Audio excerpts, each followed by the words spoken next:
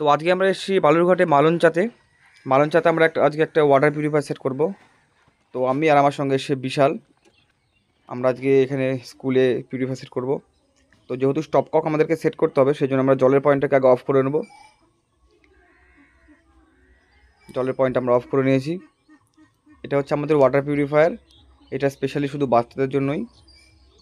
তো এটা হচ্ছে তার মডেল সিরিয়াল, যেহেতু বাচ্চাদের জন্য। তো মেশিনটাকে আমরা এমন হাইটে সেট করব যাতে ছোট ছোট বাচ্চারা ইজিলি মেশিনটা হাতে পায়।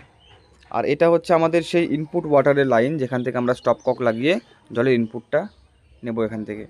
সেই জন্যই কিন্তু আমরা জলটাকে অফ করেছি ট্যাঙ্কি থেকে। আর এগুলো আমাদের সব অ্যাসেসরিজ, যেগুলো আমরা স্টেপ বাই স্টেপ সেট করব। তো কী করে সেট করতে হয় চলো দেখাচ্ছি তোমাদেরকে।